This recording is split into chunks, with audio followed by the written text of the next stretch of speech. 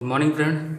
आज मैं इस वीडियो में डिस्कस करूंगा ट्रांसफार्मर के टेस्टिंग के बारे में कि जिसमें जो हम ओपन सर्किट टेस्ट और शॉर्ट सर्किट टेस्ट करते हैं वो किस तरीके से करते हैं और उसमें क्या क्या चीज़ें होती हैं, और उससे सभी इंपॉर्टेंट पॉइंट्स के बारे में डिस्कस करूंगा जो आपके एग्ज़ाम में पूछे जाते हैं।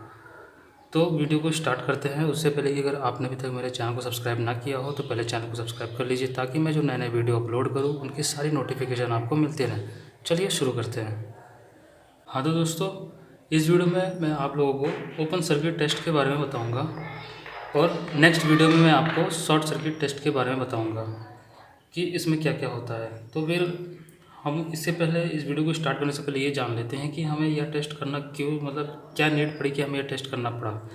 तो बेसिकली हम लोग यह टेस्ट इसलिए करते हैं कि ट्रांसफार्मर में कुछ चीज़ें होती हैं जो हम इजीली कैलकुलेट कर सकें, जो हमको आसानी से मिल जाए। तो वो चीज़ें क्या क्या होती हैं। नंबर एक चीज़ होता है ट्रांसफार्मर का पैरामीटर्स।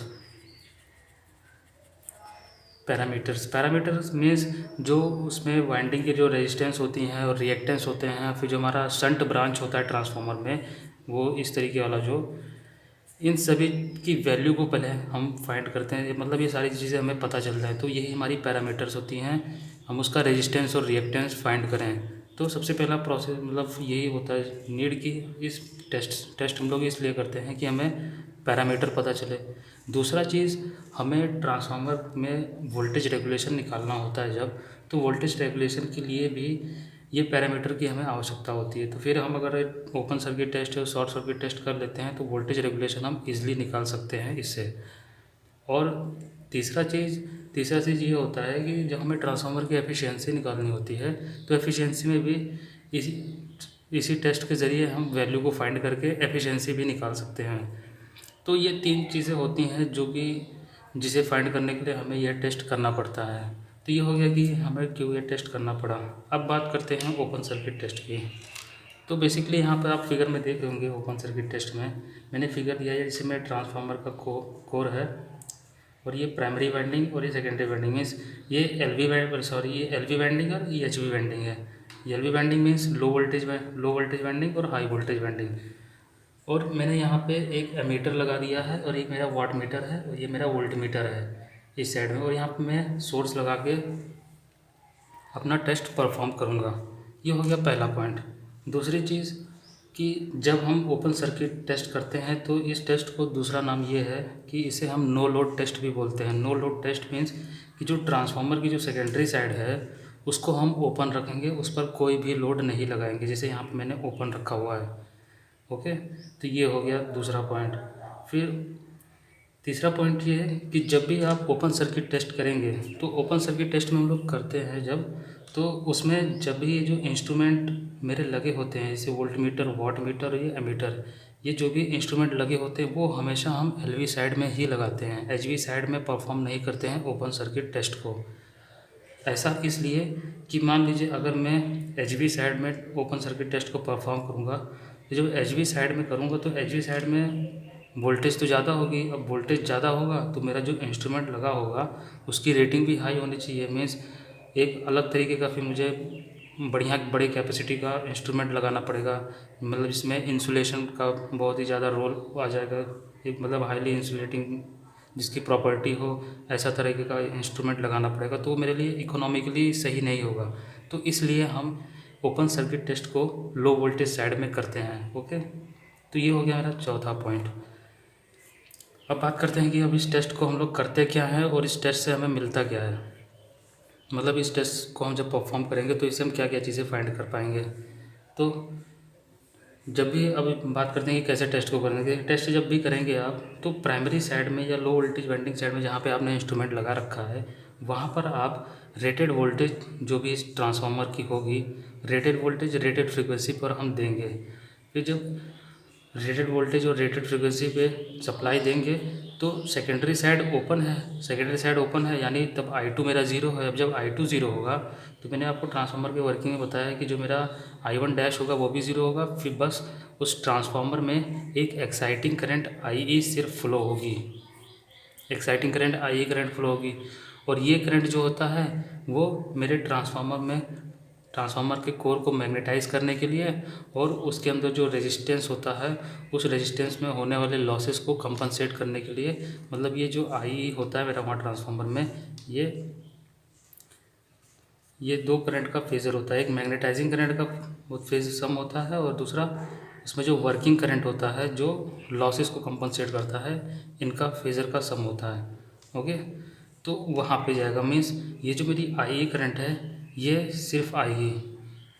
ओके, तो ये हो गया जो भी पाँचवा या छठा पॉइंट जब मैं इस टेस्ट को करूँगा। फिर अब अगर बात करें तो जब भी आप ये टेस्ट करेंगे, तो चूँकि अब इसमें ट्रांसफार्मर में ये आई करंट फ्लो होगी, तो ये आई करंट होता है ये रेटेड करेंगे 2 to 6% करंट होता है।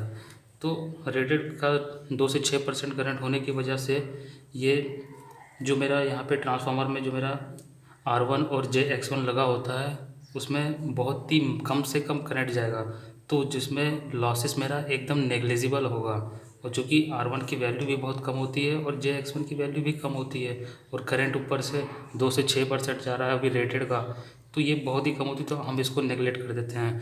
तो इस टेस्ट में हमें सिर्फ ट्रांसफार्मर की जो कोर लॉस होती है, कोर लॉस में जो कि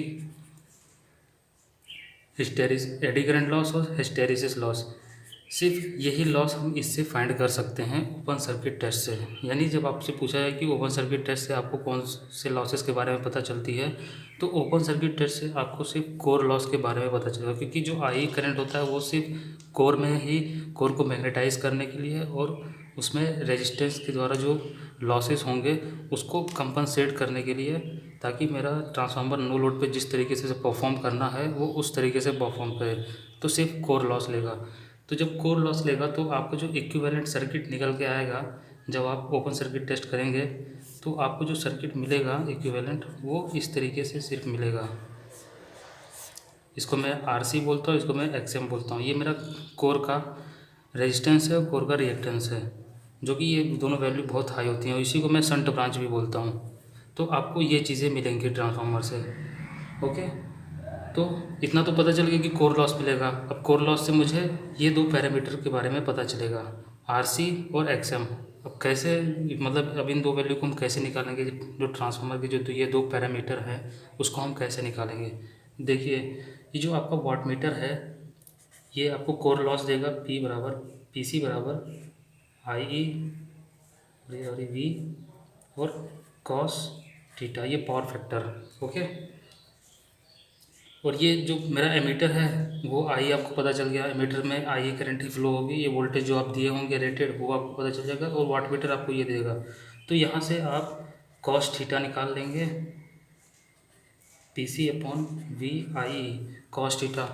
और मैंने आपको ट्रांसफार्मर के नो लोड में आपको बता रखा था कि जो मेरा आई करंट होता है ये इन दोनों का सम फेजर सम होता है। मीन्स अंडर रूट अगर मैं मैग्नीट्यूड निकालूँ तो IM² plus I mu square, तो फेजर सम इसका मैग्नीट्यूड हुआ।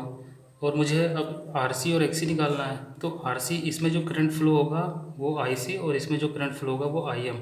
तो IC में कैसे निकालूँ, तो IC बराबर मैंने आपको बताया था I cos थीटा और IM जो ये है ये I sin थीटा।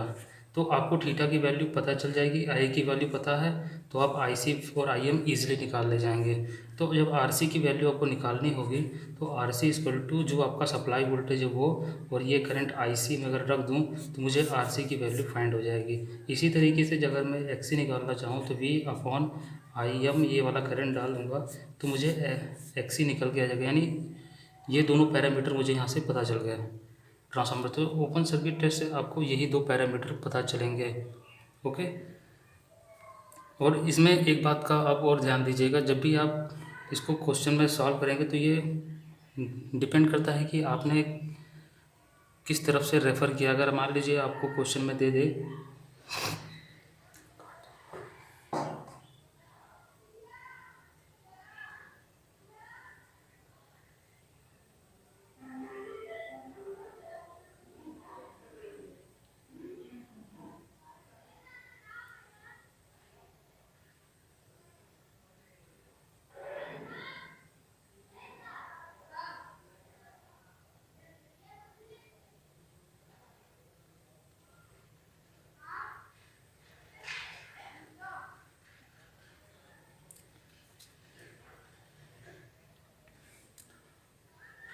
तो आपने देखा कि आपको यहाँ ओपन सर्किट टेस्ट से आपने कोर लॉस निकाला और आपको ये दो पैरामीटर के बारे में पता चला, और बाकी के जो पैरामीटर हैं R1 और JX1 R2 JX2, इन चीज़ के बारे में आपको शॉर्ट सर्किट टेस्ट में पता चलेगा। इन दोनों पैरामीटर के बारे में कैसे उसको निकालेंगे, तो मैं आपको नेक्स्ट वीडियो में शॉर्ट सर्किट टेस्ट बनाऊँगा, तो वहाँ पर मैं R1 और R2 X1 और X2 इन दोनों को कैसे निकालेंगे वहाँ से उसको देखेंगे, और शॉर्ट सर्किट टेस्ट को देखेंगे।